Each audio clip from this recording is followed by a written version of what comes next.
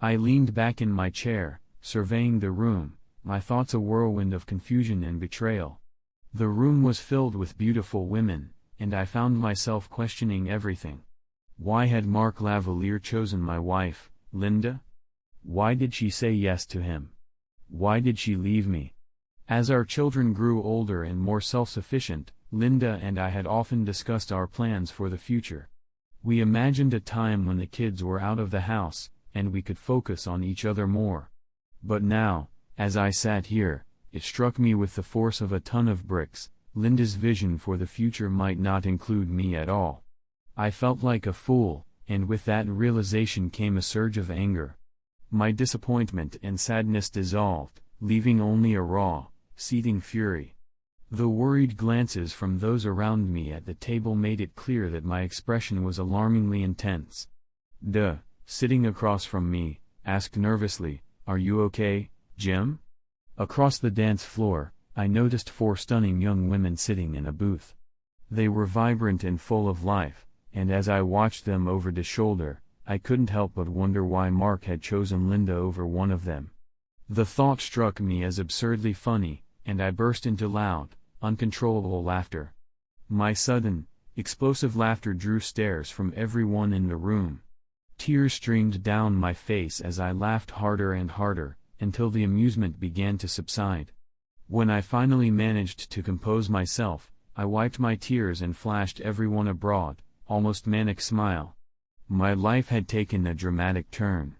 I was no longer in a monogamous relationship, and I no longer needed to worry about Linda's feelings. It was liberating, in a way. I turned to De, who was still looking astonished. I removed my wedding ring and handed it to him. "Tell Linda this when you see her," I said with a resolute tone. "I have things to do."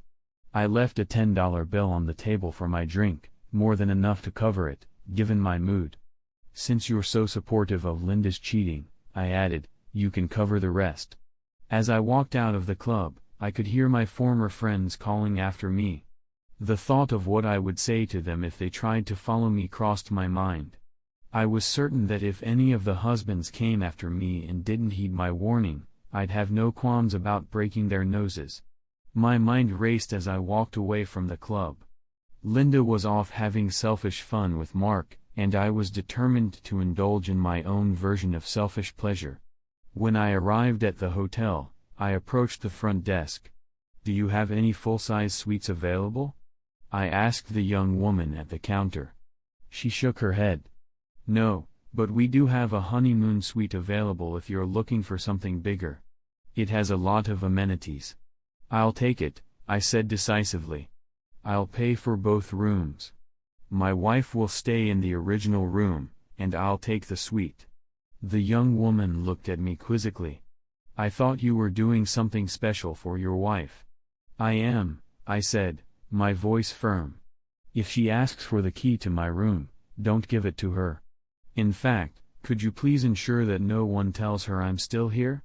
She nodded, a curious smile on her face. "I'll make sure the staff knows."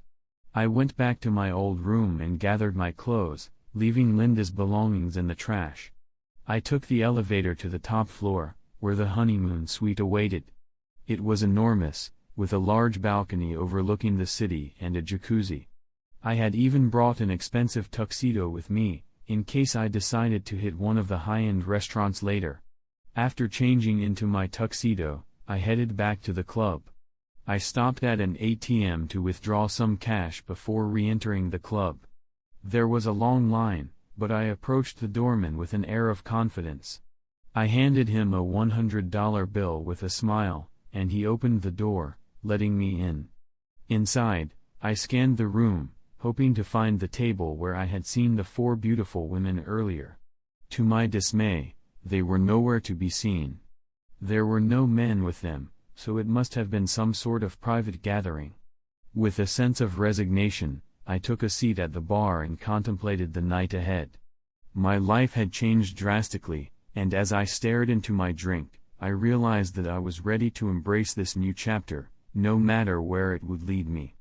The night was buzzing with energy as I walked through the club, a haven of lights and music. I noticed a group at a table trying to get my attention, but I was more interested in exploring the atmosphere. I passed by, heading towards a table where 4 stunning women were seated alone. As I approached, the taller brunette laughed and exclaimed, "We're here with our girlfriend. That jerk dumped her for some other woman, and we're here to support her." Clearly tipsy, the brunette seemed eager to let loose. "If you don't mind, I'd love to dance with your friend and help cheer her up," I said with a friendly grin. The petite redhead smiled warmly and extended her hand, inviting me to join her. Her name was Samantha, and she told me she was studying to become a nurse at a nearby college. We started dancing, and I couldn't help but ask, "How did you end up with such a jerk? He clearly didn't deserve you." "Because he's an absolute idiot," Samantha replied, her voice tinged with both laughter and sadness. We continued to dance as the music shifted to a slower tune. With the beat mellowing, Samantha asked, "Are you married?" "Not anymore," I responded. "My wife and I broke up." "Was she the one who danced with Mark Lavalier earlier?" "She seemed to disappear after that." "You noticed that too?" Samantha asked, raising an eyebrow. "Everyone in the club noticed," I said, sharing a knowing smile with her. We both discovered our truths at the same moment. As the song ended, Samantha led me back to her table. "I know we agreed no man would sit with us," she said to her friends, "but I'd like Jim to stay." The brunette, whose name I learned was Christy, played along. "Well, if you're buying a couple bottles of champagne, I guess we can make an exception." Samantha and I settled into the booth as the other women, Kim and Susan, welcomed me. I ordered 2 bottles of the most expensive champagne, and their cheers of approval filled the air. As we clinked glasses, Christy, the brunette, asked, "What's next for you? Now that you've broken up, what are you planning to do?" "I'm figuring it out," I said. "Unfortunately, we have 2 kids, a boy and a girl, ages 15 and 13. They'll be on their own soon enough, and I'm looking to make a fresh start." Samantha wrapped her arm around mine, declaring loudly, "To hell with it, you're with me tonight." We all toasted, and the evening progressed with jokes and laughter. Samantha and I stayed close, enjoying each other's company. Towards the end of the night, things took a turn. Christy suddenly stood up, visibly agitated, and stormed away from the table. We all turned to see what was happening. It became clear that Christy was confronting someone near my former friend's table. From a distance, we could see her gesturing animatedly and poking Da in the chest. The confrontation was loud and heated, with Da eventually breaking down in tears. Christy's outburst drew the attention of everyone around. My former friends were the focus of the crowd's amusement. When Christy returned, Kim and Susan greeted her with high fives. Christy, now smiling and champagne in hand, looked at me with a satisfied grin, as if she had just righted a wrong. I turned to the group and declared firmly, "None of these idiots are coming near this table for the rest of the evening." I glanced over at their table as they began to gather their things and leave. Jane and Dee were both in tears, and none of them dared to look our way. "What did you say to them, Krista?" Samantha asked, her curiosity piqued. "I saw this woman summon the courage to approach you," I replied. "So I pushed her away and let them know exactly what I think of people who support cheaters." I could tell that my words had made a strong impact. They clearly wanted me to forgive Linda to ease their own consciences. Samantha looked at me with a glimmer of mischief and said, "For that, I think I owe you a kiss." Before I could respond, she pulled me in and kissed me deeply on the lips.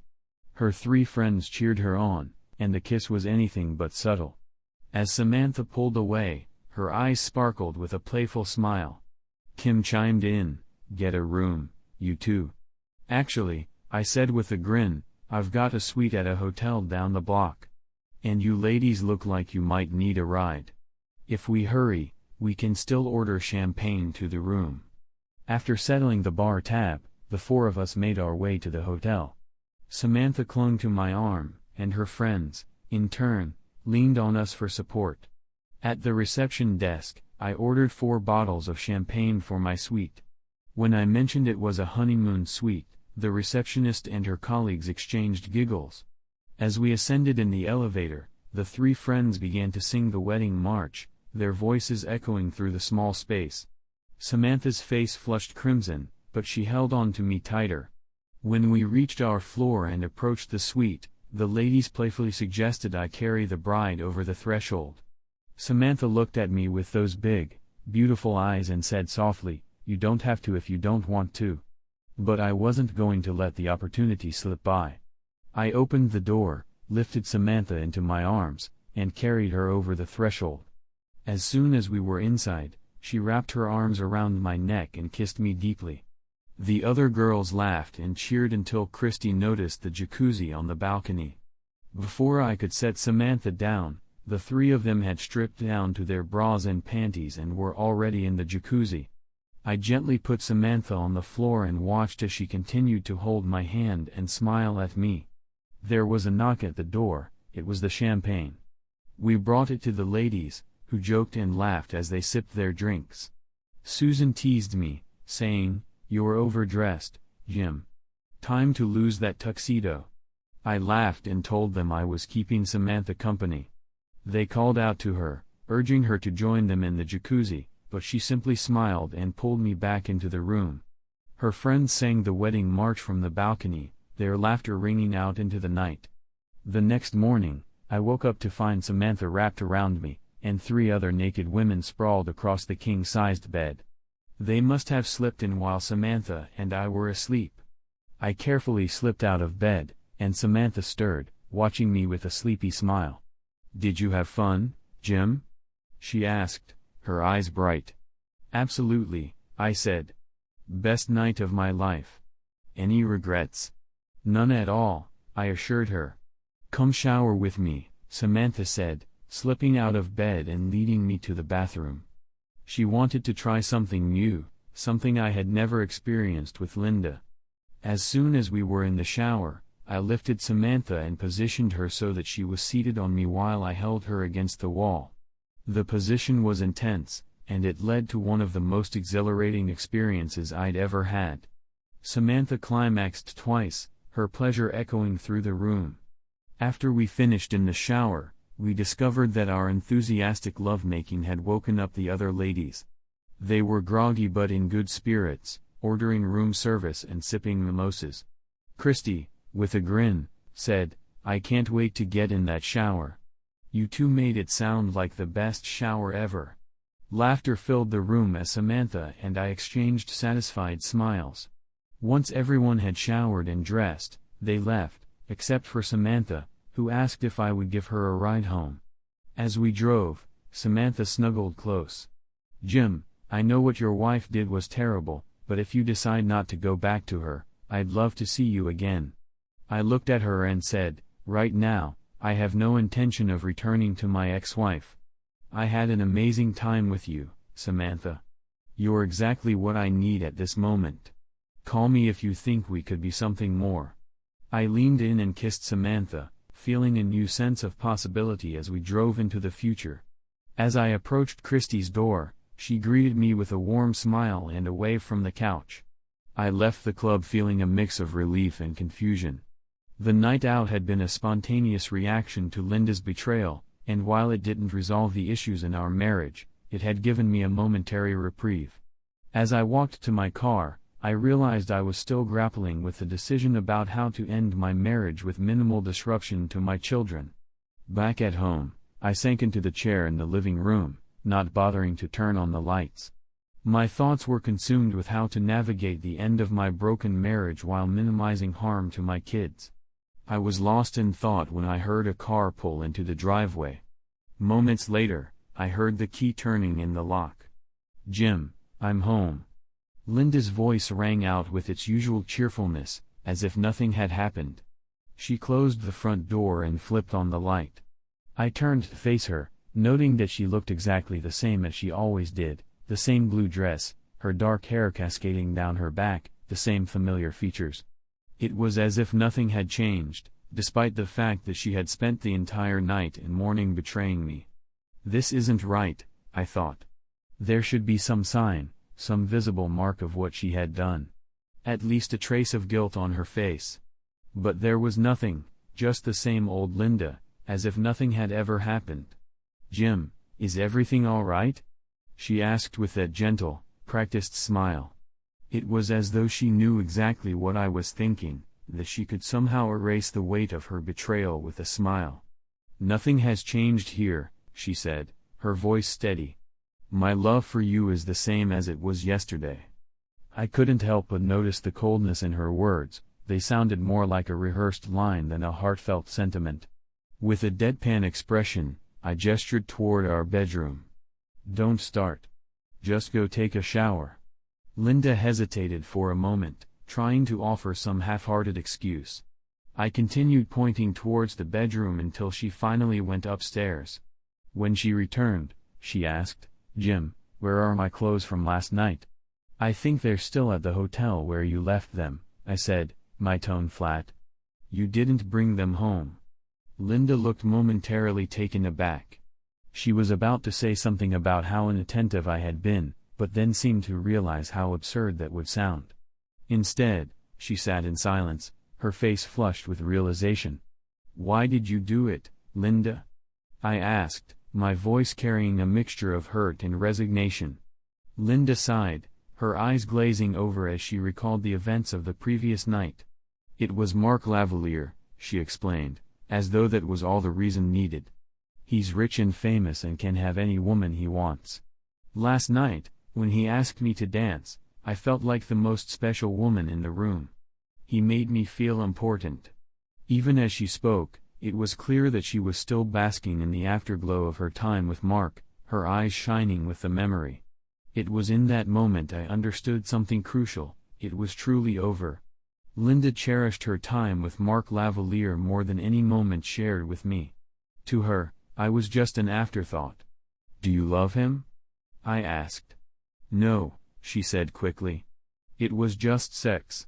I love you, Jim." Our definitions of love and respect were worlds apart. Linda's response was laced with an unsettling entitlement, as though she believed her actions were excusable. She seemed to think that my hurt feelings were merely a bruised ego. She crushed my ego to feed her own, and I could see that she was only here because she had nowhere else to go. "If Mark had asked you to stay with him, would you still be here now?" I pressed. Linda hesitated, then met my gaze. "Of course not. I love you, Jim." Her hesitation spoke volumes. "Linda, I understand what that look means. You would have stayed if he had asked." "It was just one night," she said dismissively. "It was just sex. The discussion is over."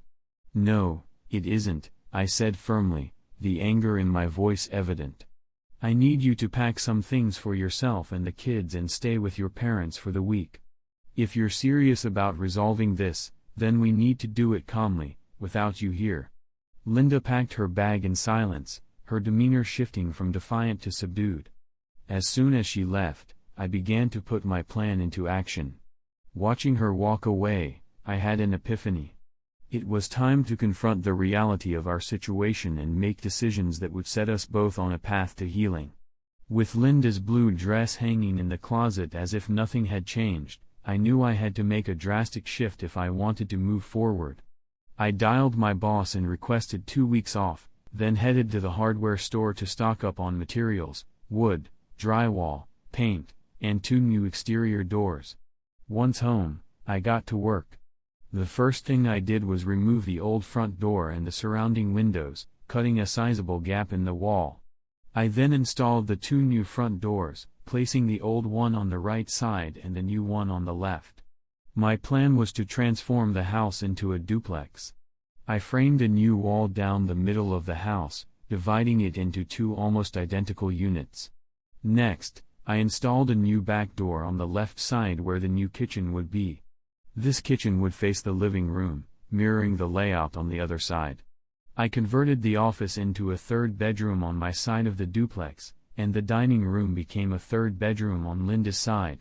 Once I finished, the duplex looked almost identical on both sides, except for Linda's detached garage. I planned to build a new garage on my side later. To secure my space, I changed the lock and code on the garage door so that only I had access. I also erected a fence in the backyard, splitting it precisely in half. With these changes, I had created a functional duplex. I kept in touch with my kids daily, telling them I was busy working around the house. Linda tried to reach out, but I repeatedly told her I wasn't ready to talk. A few days later, I called Samantha just to hear her voice and perhaps spend more time with her. "I thought you'd forgotten about me," Samantha teased. "I can't stop thinking about you," I admitted. "Are you going to ask me out on a date?" "No, I'm not teasing," she responded. "I was thinking more about getting away for the weekend, just you and me." "Really?" I asked, intrigued. "Yes, really," she confirmed. "How does the Bahamas sound?" The idea of a spontaneous trip to the Bahamas was tempting. "Can you leave this weekend, fly on Thursday, and come back on Tuesday?" "Yes, yes, and yes," Samantha replied excitedly. "Just bring your phone and passport. We'll buy everything we need there." After finalizing the details with Samantha, I needed to book my plane ticket and a hotel room. The last-minute trip to the Bahamas was expensive, but it seemed worth it. If Linda and I were to divorce, she'd get half of our savings and my salary to support the kids. It felt almost like Linda was contributing to the cost of the trip with Samantha.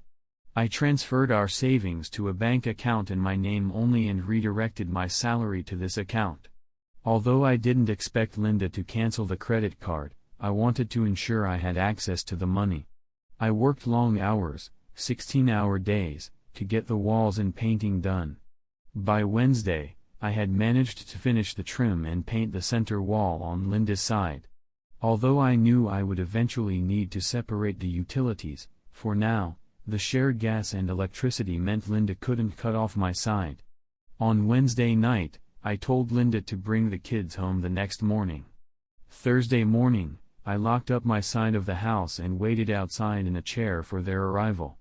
As they pulled up and got out of the car, all three of my kids stood on the front lawn, bewildered. "Dad, what did you do?"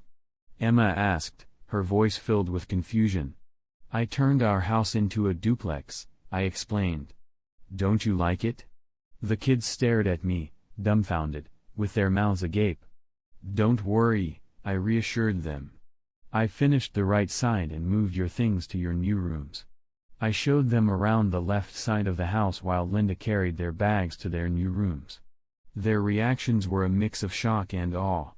In the living room on the right side, Tommy voiced his concern, "But Dad, the living room is much smaller."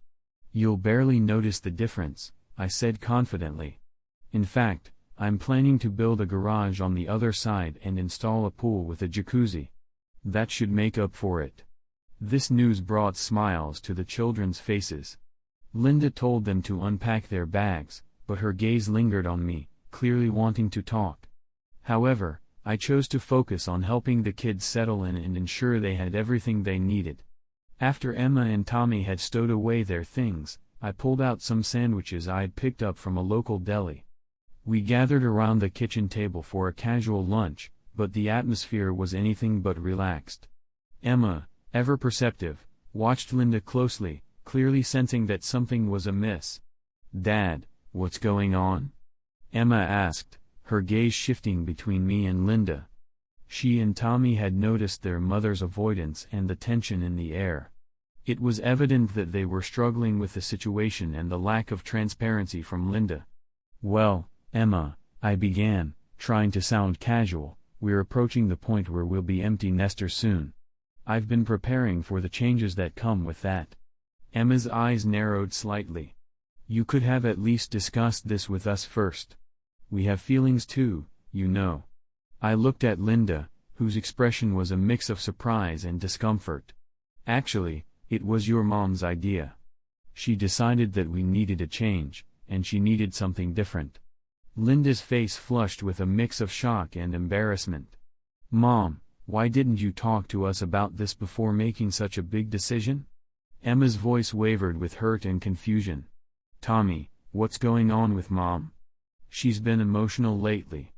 Tommy's concern was evident as he glanced at Linda, who seemed at a loss for words. "I don't know, honey," I said, shrugging. "You should ask her directly." Before Emma could ask anything further, I quickly told them about my planned trip out of town. "I'll be gone for a few days and won't be reachable, but I'll call you every evening." I kissed them both on the tops of their heads and made my way toward the door, deliberately avoiding saying goodbye to Linda, who was in the bedroom.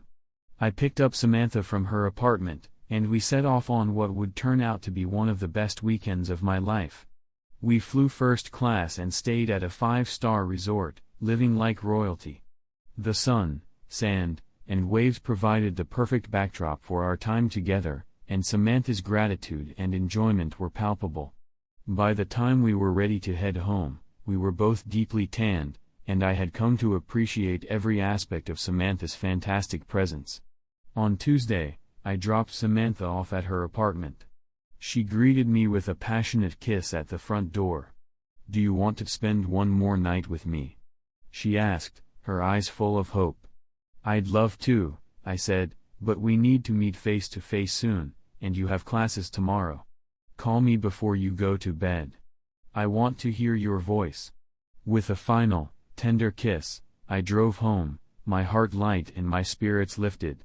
Samantha had told me the night before that she could see herself falling in love with a man like me, and that thought filled me with warmth. As I pulled into my driveway, I saw Linda's car parked in front of our side of the duplex.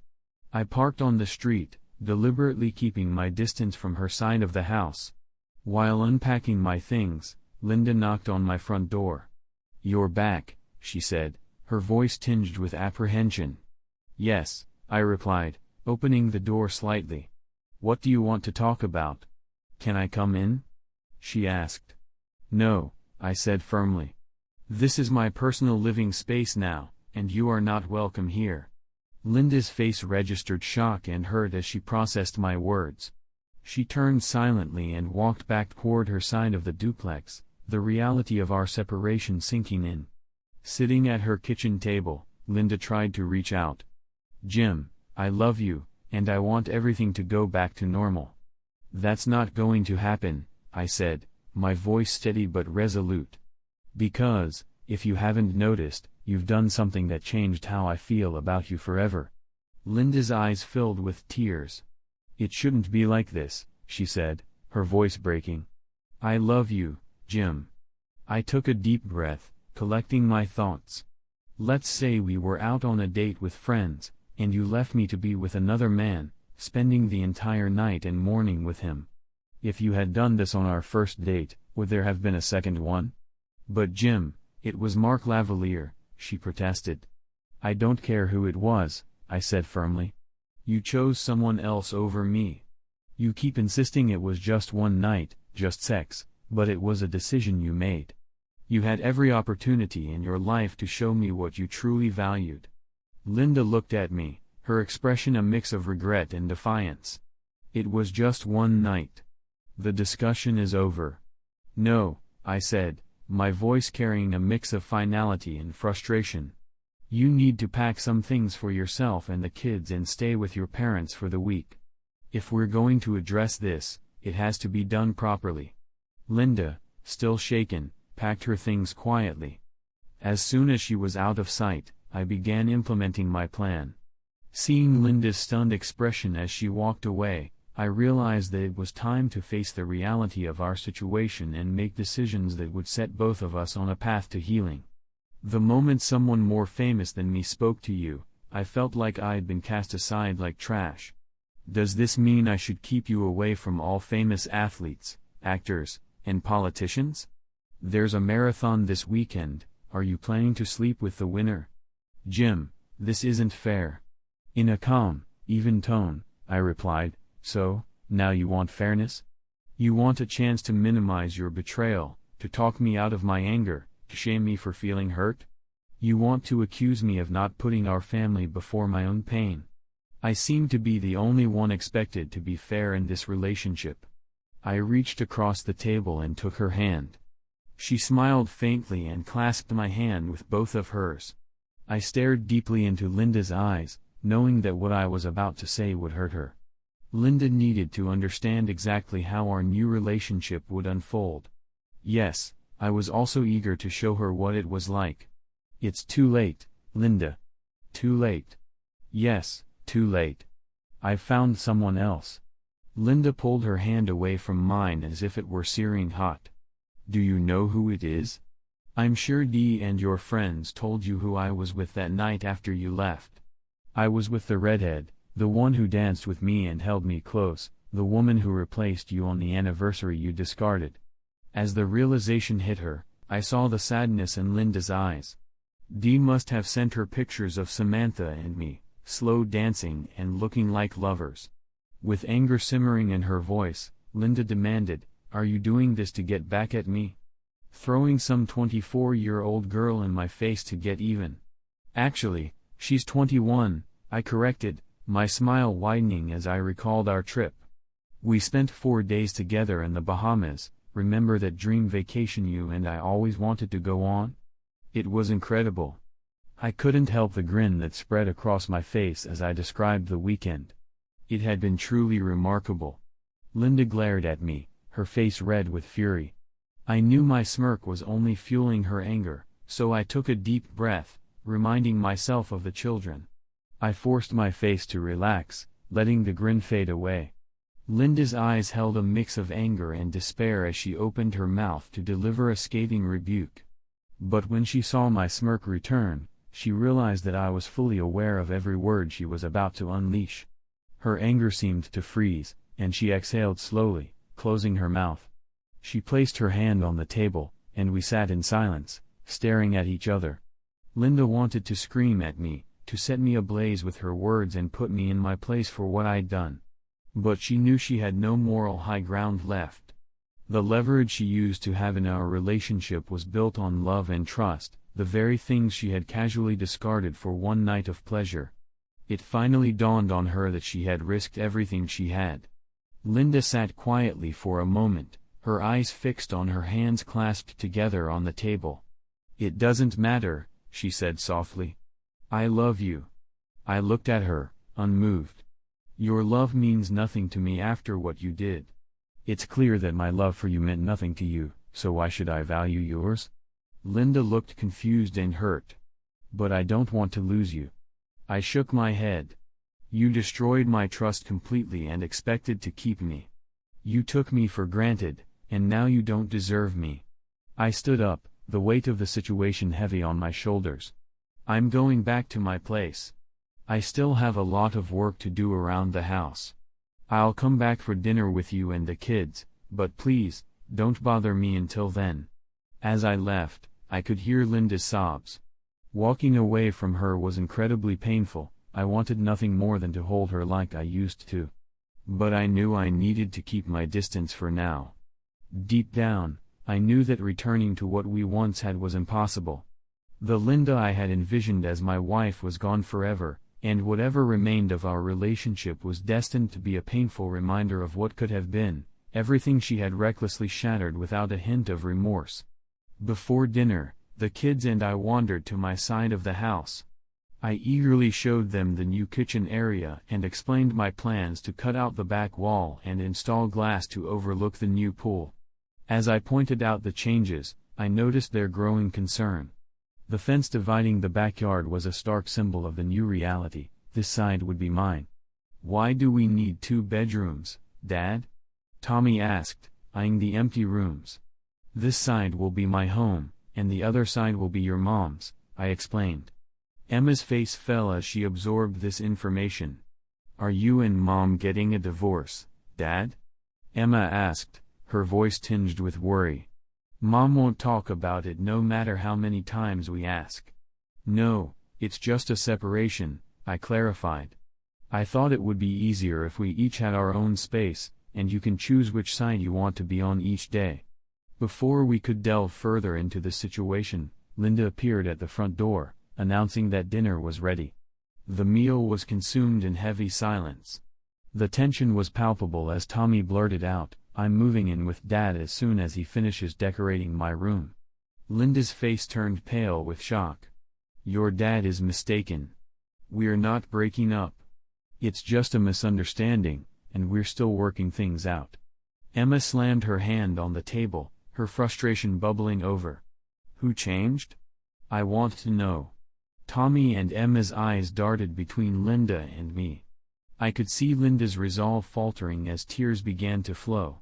It was clear to the children now. I told them their mother was simply tired and needed some rest. I gently helped Linda to our bedroom, undressed her, and tucked her into bed. I placed a tender kiss on her forehead, almost as if she were a child who had woken from a nightmare. After turning off the light and closing the door, I retreated to my side of the house, reflecting on my feelings for Linda, akin to how one might feel about a wayward child who had committed a grave mistake. The love was still there, but our daily lives and interactions would never be the same. I first visited Tommy's room, where he lay on his bed, texting his friends. "Do you want to talk about it?" I asked. "No, not really," he replied, his eyes glued to his phone. Next, I went to Emma's room. She was crying, her anger evident. "Why did she do this, Dad? You have to ask her. You can't just forgive her." I'd never be able to forgive myself. Emma's sigh was heavy with disappointment. "I know, but I want us to stay together as a family." "We are together," I reassured her. "Just not in the same way.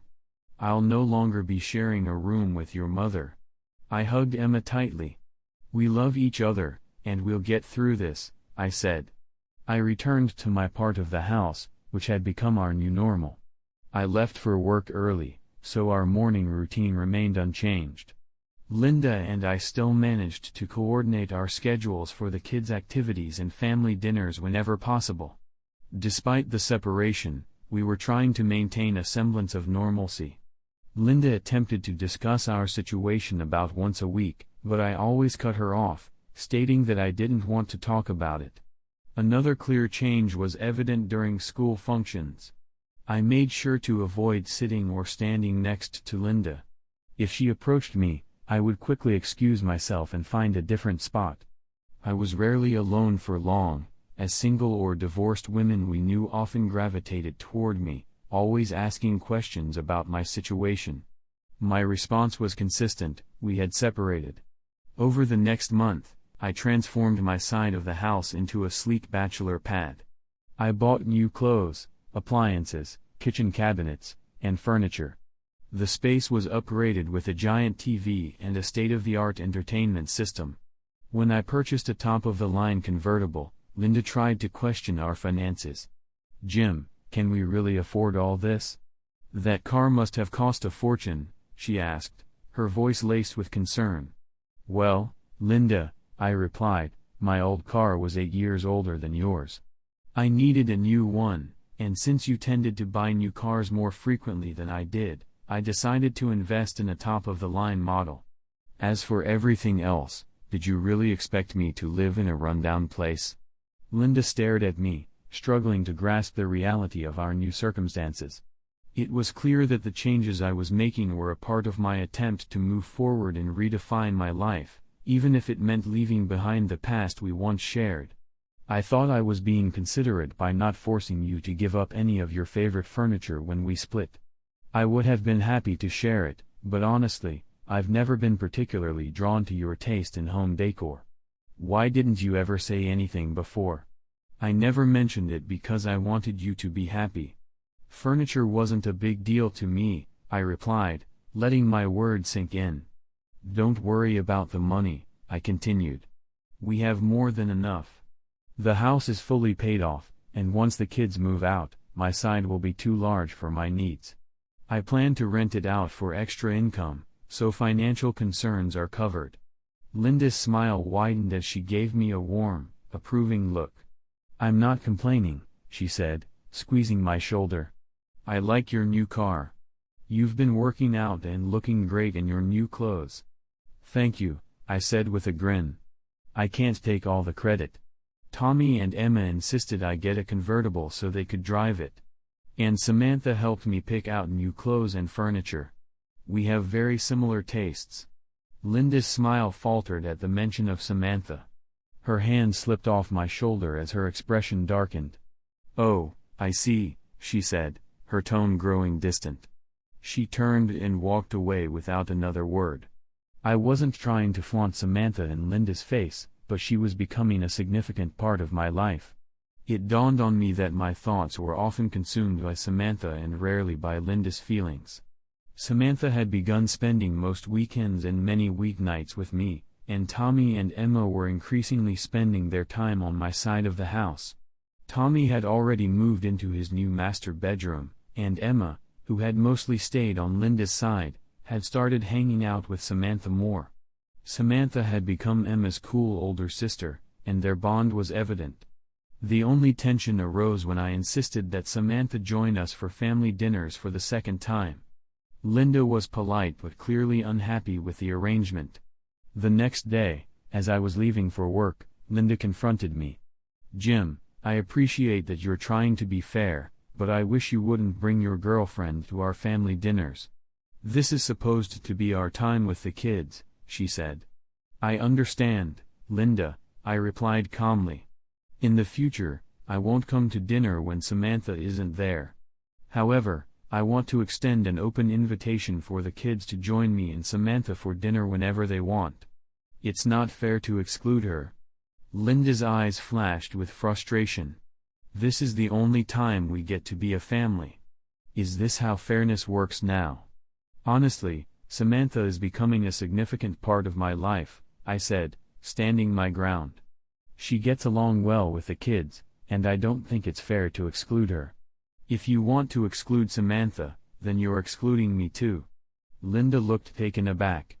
"Your honesty has always been a double-edged sword," she said, her voice trembling. "I bet you thought you were being honest when you slipped away to have sex with Mark Lavalier. Even though we weren't living together, it was shocking how easily you thought you could still control things." Linda seemed to believe she had some kind of leverage over me, but her attempt at manipulation only highlighted her own disregard for our relationship's principles. "You threw honor out the window that night," I said. "So, if you're unhappy, how about you start cooking all the dinners on your end? Samantha is an excellent cook and enjoys doing it." With tears in her eyes, Linda said, "I'm sorry for bringing this up. Samantha is welcome to join us for dinner anytime she wants." After completing the pool and hot tub, Tommy especially enjoyed having Kim, Krista, and Susan over to hang out by the pool. They flirted openly with him, competing to see who could make him blush the most. They began by wearing tighter swimsuits, but Krista, with her ample figure, couldn't compete fully. In the end, Krista won the competition by kissing Tommy in the pool, pressing her body against him. Tommy couldn't get out of the pool for a solid 10 minutes, even though the water was cold. It was clear Tommy was having a great time. Tommy's newfound confidence made a noticeable difference in his interactions with the girls at school. Once he started dating his girlfriend, the dynamic changed significantly. The other girls stopped their flirtations and began treating his girlfriend with a level of reverence that bordered on awe.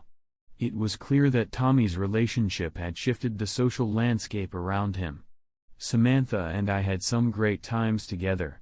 I never invited Linda over to my side of the house, as I didn't want her to complicate things between Samantha and me. Unfortunately, after a few years, Samantha graduated from high school, and our relationship came to an end. I could see the unease on Samantha's face during Susan's wedding, a clear sign that the age gap between us was beginning to weigh on her. While the difference didn't bother me, it was clear that it was becoming an issue for Samantha. Don't get me wrong, our time together was wonderful. We enjoyed each other's company, vacationed with the kids, and had a good rapport. However, when she mentioned considering moving, I saw it as the perfect opportunity to propose. Her response was both honest and painful. She was flattered but wanted to explore a family tradition, indicating that she wasn't ready for a commitment with someone of my age. The conflict in her eyes told me everything I needed to know. I was ideal for her in many ways, just not in terms of timing. Feeling like I was being taken for granted, I subtly tried to make Samantha realize that her ever-expanding list of standards was becoming an insurmountable barrier. Trust is the cornerstone of any relationship, but, like with Linda, I found myself falling victim to my own success. Samantha seemed to think that men like me were a dime a dozen. I pointed out that Linda had felt similarly and now found herself in a much worse situation. Samantha's response, that she would never be so foolish, sealed our fate. In the end, I told Samantha I understood her position and that if she ever changed her mind, I would be there for her. I hoped that maybe, later in life, we might reconnect when the age difference seemed less significant.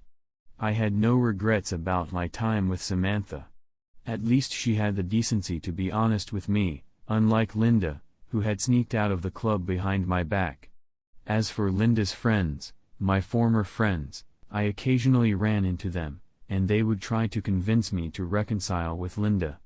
After listening to their arguments, I would always end the conversation with, "It sounds convincing, but tell me, how do you feel when your spouse cheats on you?" From what I observed, not only did they seem to accept cheating, but they appeared to encourage it. It wasn't lost on me that we had ended up at a club frequented by Mark Lavalier. I just happened to have been married to the most attractive woman in their circle. A few months later, I heard that Linda and her friends had moved their girls' nights out to a new dance club, one that Mark Lavalier was known to frequent. They didn't mention this to their husbands. One day, Dave's coworker mentioned seeing Linda dancing with Mark at the club. Dave's friend noted that Mark had vanished around the same time Linda and the other women left. When asked, the wives all denied their presence at the club, claiming it was a mistake. Days later, Dave's friend sent a photo showing him and his girlfriend at a club with Mark Lavalier visible in the background, talking to the wives' table. The women eventually confessed to being there, but their stories didn't align. The truth emerged, but not before they had protected each other's secrets. When they finally named Dave's wife as the one who had left with Mark, it was too late for any of them. Trust had been shattered. At a meeting of the husbands to discuss their wives' stories, Dave's concluding remark was telling: "They covered for each other for too long, and they lied to us too easily." This wasn't their first girls' night out. How do we know it wasn't just Dave's wife's turn to have fun with Mark Lavalier or someone else?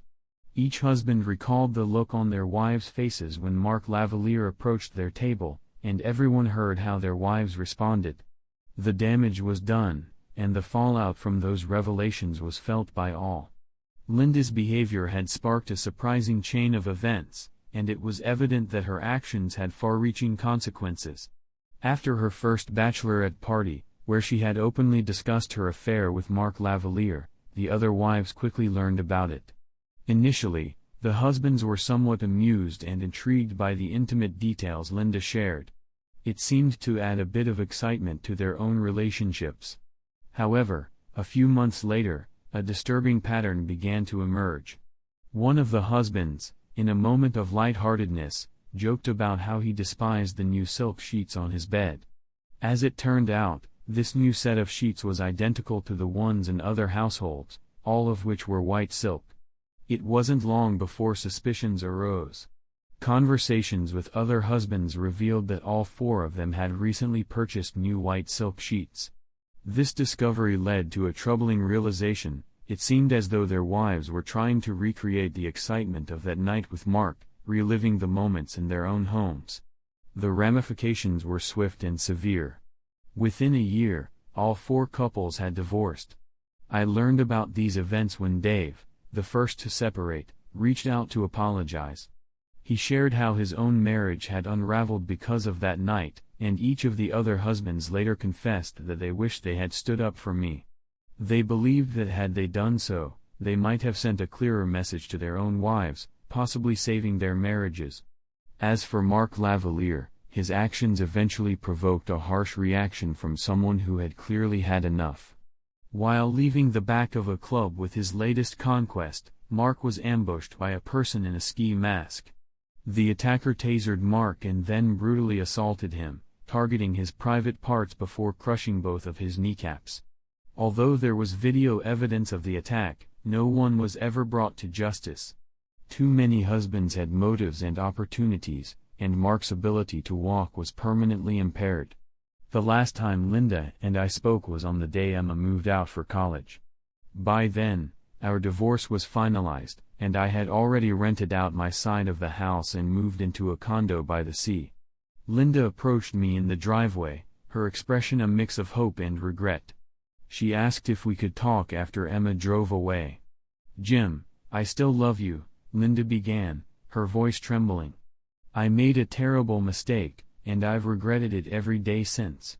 I haven't dated or even looked at another man since then. I know you haven't been in a serious relationship since Samantha, and I'd like you to consider moving back in with me, just to see how things go." She then took off the necklace she was wearing and handed it to me. At the end of the chain hung my wedding ring, the ring I had given to her the night she left me. Linda looked at me with hopeful eyes, her expression pleading. "You still don't understand what went wrong, Linda," I said firmly. "That night wasn't a test of my love for you, it was a test of your love for me. You loved what we once had, the perfect marriage, the perfect husband, the perfect children. You cherished that I didn't treat you as a trophy wife but as an equal partner. You valued that our love, although less frequent, was still as intense as when we first met. You appreciated the financial security I provided and, most importantly, the trust I had in you without a shred of doubt. Now, you believe you love me more because you know you won't find anyone who will make you as happy as I did." Linda's grip on the necklace tightened, her knuckles turning white. She stood there, frozen, unable to fully process my words. "You didn't appreciate what you had, and now it's gone," I continued. "I can't be near you anymore. I will never again put myself in a position where you have the opportunity to hurt me like that. I always thought it was us against the world, but you destroyed that when you ran away with Mark Lavalier." Linda began to cry, her tears flowing freely. "How many times do I have to say I regret being with him? It was never about Mark," she pleaded. "Linda, you thought you were fortunate when Mark Lavalier chose you, but I was the lucky one too," I replied. "At my lowest point, when your friends tried to convince me that my feelings were misplaced, I came to a profound realization. I saw that our relationship, which once seemed to sparkle with a special kind of magic, was really a testament to my own capacity for love and commitment. Your departure made it clear that my love was the driving force behind what made us special, not yours. It was my love that composed the melody we danced to, making us unique." As I sat at that table, consumed with anger and reflection, I noticed Samantha across the room. She looked sad, but when she caught my gaze, her smile was like a beacon of hope. That smile reminded me that I still had the potential to be truly happy with someone who valued and cherished the love and devotion I had to offer. Samantha's presence brought me a renewed sense of purpose and a chance for a fresh start, a new chapter for both of us. With this realization, I climbed into my convertible, the weight of my past lifting as I drove away with a genuine smile on my face. I couldn't wait to get home. Last week, Samantha left her job out of town and moved in with me. Since then, she has made it abundantly clear how much she needs me in her life. Trust is a remarkable thing, and it's a foundation we're building together. Subscribe to our channel for more stories, and if you're under 18, please skip the next one, it's not for you. The upcoming story is even more intense than this one, and you won't want to miss it.